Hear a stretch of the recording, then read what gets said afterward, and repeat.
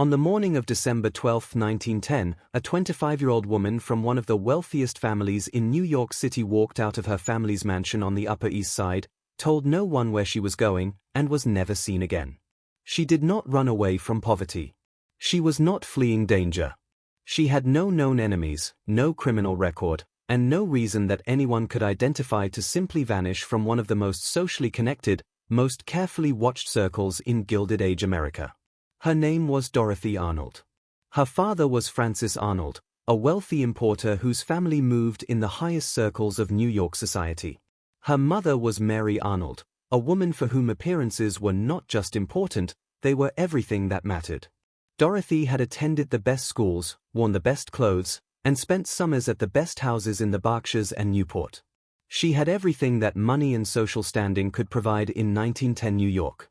And on a cold December morning, she walked out into the city and disappeared so completely that the most expensive private detectives in the country, the New York City Police Department, and the entire machinery of one of America's most powerful families could not find a single trace of her.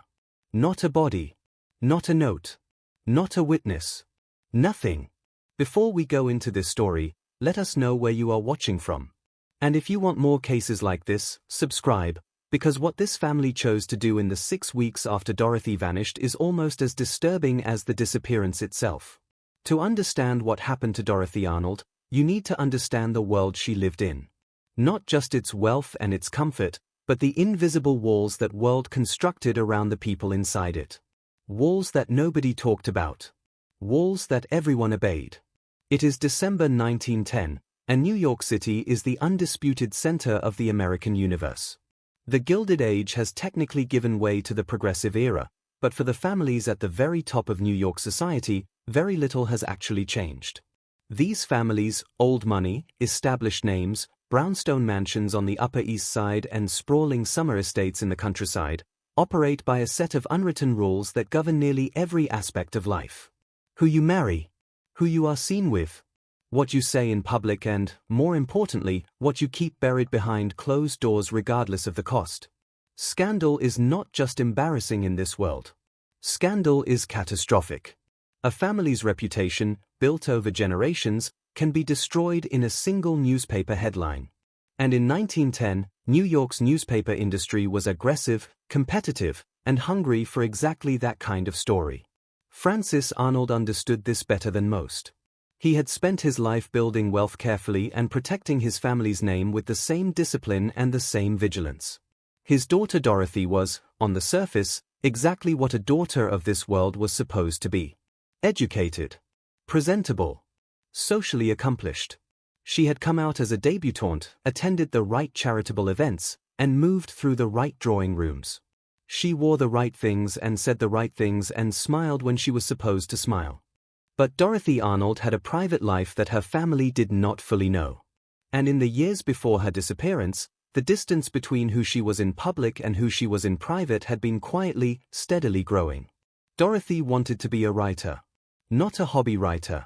Not a woman who composed elegant letters and personal diaries for her own quiet amusement. She wanted to be a serious, published, professional literary writer. She had been working on short stories for years and submitting them to major American magazines, including McClure's magazine, one of the most prestigious and widely read publications of the era. She had received rejection after rejection. Her stories were returned with polite but firm notes explaining that they did not meet the editorial standards of the publication. For a woman in Dorothy Arnold's position, in that world, in that era, this was not simply professional disappointment. It was something that cut much deeper. She had staked a part of herself on becoming a writer, something that was genuinely hers alone, completely outside her family's money and her family's name, and it was not working. She had largely kept her literary ambitions from her family, knowing how her father would manage the situation and how her mother would redirect it into something more appropriate for a young woman of her standing. The rejection letters were private. The notebook where she kept her drafts was private.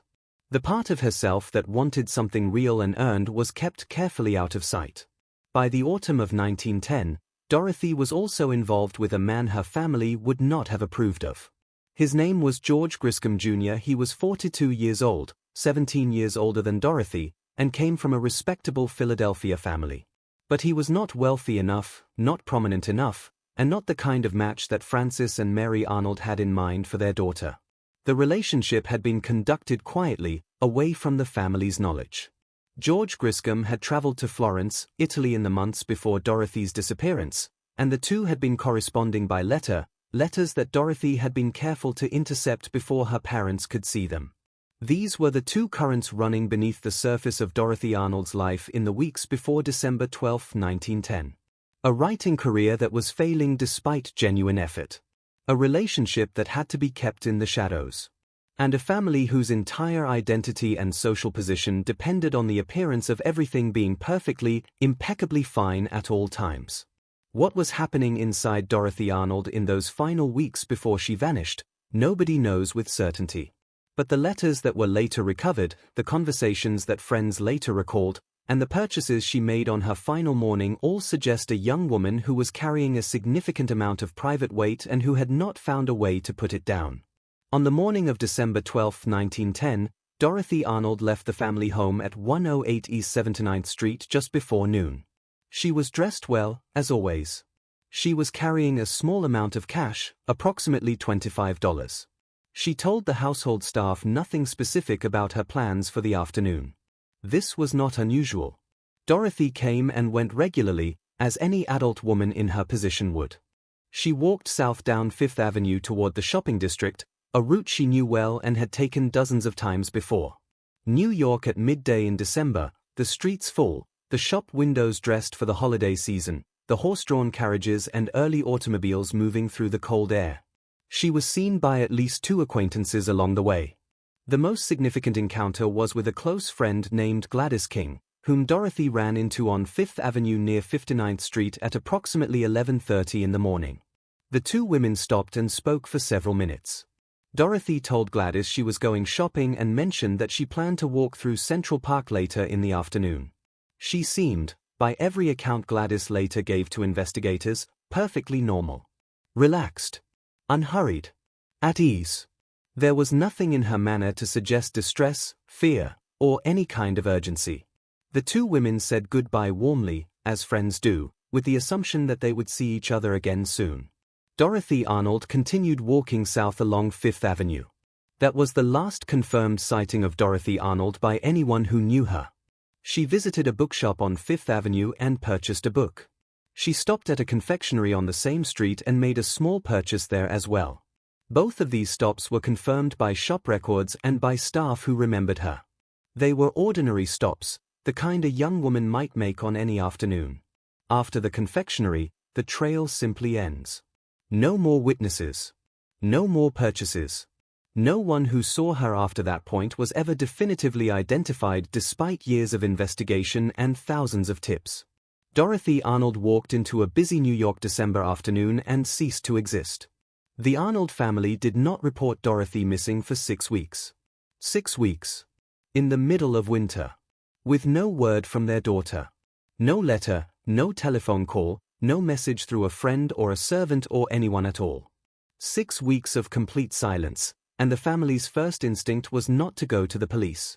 This is the part of the Dorothy Arnold story that has troubled everyone who has examined it, because it is the part that makes no sense unless you understand what the Arnold family feared more than almost anything else. Which was not, apparently, that their daughter was in danger. What they feared was that news of her disappearance would reach the newspapers. When Dorothy did not come home on the evening of December 12, the family initially told themselves she had gone to stay with friends without informing them. When 2 days passed with no word, they began making quiet inquiries among Dorothy's circle of friends. When those inquiries returned nothing, they moved to the next option available to wealthy families in 1910 who needed something investigated without the public finding out. Frances Arnold hired the Pinkerton National Detective Agency. At the time, Pinkerton was one of the most well-known and capable private investigation firms in the country. They had worked major cases, labor disputes, corporate investigations, and personal matters for the wealthy and the powerful. Frances Arnold hired them with explicit instructions. Find Dorothy. And keep it out of the newspapers at all cost. For 6 weeks, while Pinkerton agents investigated Dorothy's disappearance quietly, The Arnold family maintained their normal social schedule. They attended their normal events. They kept their regular appointments. They said nothing to anyone outside the immediate family circle. To the rest of New York society, everything was perfectly, impeccably fine. The Arnolds were fine. Dorothy was simply not around at the moment. Francis Arnold, upon learning about George Griscom Jr. and the correspondence between him and Dorothy, traveled to Florence, Italy, personally to confront Griscom. He found Griscom still in Florence, living quietly, apparently unaware that Dorothy had vanished. Griscom was shaken by the news. He cooperated fully with Francis Arnold's questions and later with investigators. He maintained that he had not seen Dorothy, had received no communication from her after her disappearance, and had no knowledge of where she had gone. By all accounts, his distress appeared genuine. No evidence was ever produced to suggest otherwise. The Pinkerton investigation turned up nothing. No trace of Dorothy after the confectionery on Fifth Avenue. No body. No evidence of foul play. No evidence of voluntary departure. Nothing. 6 weeks of expensive, discreet, professional investigation, and the agency had no answer to give Francis Arnold except that his daughter had vanished and they could not explain it. In January 1911, the story finally reached the newspapers. Not because the Arnolds chose to make it public. A family friend, perhaps unable to carry the secret any longer, let the information slip to a reporter. The story broke on January 25, 1911, 6 weeks and 6 days after Dorothy Arnold had last been seen on Fifth Avenue. Within 48 hours it was on the front pages of newspapers across the country. The public reaction was immediate and enormous. Dorothy Arnold was young, wealthy, attractive, and from a prominent family. In 1911, that combination guaranteed the kind of newspaper coverage that did not fade quickly. Reporters descended on the Arnold family home on East 79th Street. Journalists staked out Griscom in Florence. Tips flooded in from across the country, from California, from New England, from the American South, from Europe. People claimed to have seen Dorothy in hotels, in train stations, in boarding houses, in foreign cities. Every lead was followed. Every tip was checked by the police or by Pinkerton investigators still working the case. None of them led anywhere. The New York City Police Department, now acutely embarrassed that a woman from a prominent family had been missing for 6 weeks before they were informed, launched their own parallel investigation. The delay in reporting had given investigators a cold trail. Whatever physical evidence might have existed was long gone. Whatever witnesses might have seen something were working from memories that were now a month and a half old. The 6-week delay that Francis Arnold had imposed, in the name of protecting his family's reputation, had done exactly what anyone with investigative experience could have predicted it would do. It had made the investigation significantly harder before it even officially began. A rumor circulated through the tabloid press in the weeks following the public announcement. The rumor was that Dorothy Arnold had become pregnant, that she had arranged a secret abortion, that something had gone wrong, and that the Arnold family had covered it up entirely rather than allow a scandal of that magnitude to attach to the family name. This theory was reported by multiple newspapers in varying degrees of detail and speculation. The Arnold family denied it completely and categorically. No medical evidence was ever found to confirm it. No doctor ever came forward. No record of any kind was ever produced. But the rumor had a life entirely its own in the newspapers of 1911, and it was repeated and reprinted for years afterward regardless of the absence of any supporting evidence. George Griscom Jr. remained a person of interest for investigators and for the public for years. He had been in Florence at the time of the disappearance, which provided a geographic alibi, but there were aspects of his account and his relationship with Dorothy that investigators never found entirely satisfying. Letters between Dorothy and George, recovered during the investigation, showed a relationship that was emotionally complicated and at times under significant strain. Dorothy had written in one recovered letter that she had gotten herself into a scrape. The specific nature of that scrape was never confirmed. Griscom himself could not or would not elaborate. He maintained until the end of his life that he did not know what had happened to Dorothy Arnold, and no evidence was ever produced to challenge that claim directly. The theory that Dorothy had left voluntarily, that she had simply walked away from her life by choice, was seriously considered by investigators and widely discussed by the public. People who knew Dorothy well said it was not beyond imagining. She had spoken in private about feeling constrained, about wanting something different from the life she was living, about the accumulated weight of being a particular kind of woman in a particular kind of family in New York in 1910. She was 25 years old with ambitions that her world had no real place for, involved with a man she had to hide, carrying a stack of rejection letters from editors who did not want her work. If she wanted to leave, she had reasons. But if she left voluntarily, she did so with a completeness that is extraordinarily rare. No confirmed sighting. No letter to a friend. No contact with anyone from her previous life. Not in the weeks after her disappearance, not in the months, not in the years. No woman matching Dorothy's description was ever found living quietly under a different name in a different city. The voluntary departure theory explains the disappearance but cannot explain the silence that followed it. Most people who choose to start over leave some kind of thread, however small. Dorothy Arnold left nothing. The New York Police Department kept the case active for years. The Pinkerton Agency continued working it on the Arnold family's account long after the initial investigation lost steam. Francis Arnold spent an amount of money that was, by the standards of the era, extraordinary, on private investigation efforts that continued until the end of his life. He traveled. He followed leads personally. He read every letter that arrived claiming to have information about his daughter. He funded investigators and researchers and anyone who credibly claimed to have found something. He never found his daughter. He never found an answer. Francis Arnold died in 1922, 12 years after Dorothy walked out of the house on East 79th Street, without ever knowing what had happened to her. Mary Arnold, Dorothy's mother, outlived her husband and continued to wait. She died in 1928, 18 years after her daughter disappeared, also without an answer. In the years and decades after the initial investigation, the Dorothy Arnold case became a fixed reference point in New York's cultural memory. Her name became synonymous with vanishing, with the kind of disappearance that leaves nothing behind. Newspaper columnists invoked her name when writing about other unexplained disappearances. The phrase "to pull a Dorothy Arnold" entered informal use for a time, meaning simply to disappear without explanation and without a trace. Her case was revisited by investigators, by journalists, and by amateur researchers across multiple generations, each of them reaching the same place. The same dead end. The same absence. She is still officially listed as a missing person. The Dorothy Arnold case leaves three things that anyone watching this needs to understand. The first is about what a family's fear of scandal can cost when it overrides everything else, including common sense. The Arnold family waited 6 weeks to report Dorothy missing because they were more afraid of a newspaper headline than they were willing to accept that their daughter might need help from law enforcement. 6 weeks during which any trail that existed was growing colder every single day.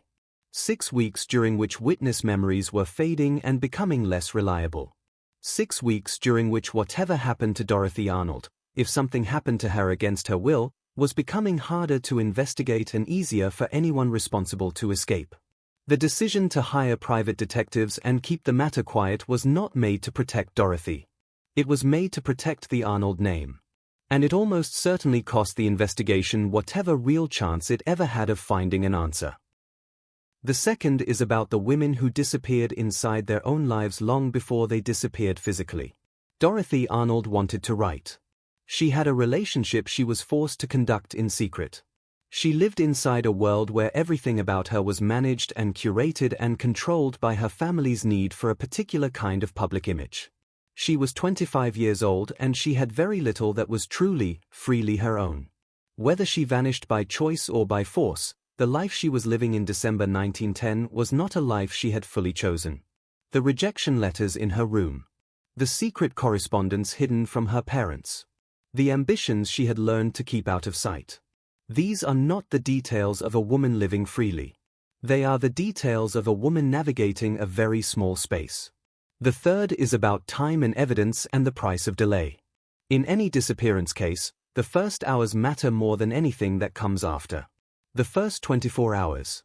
The first 72.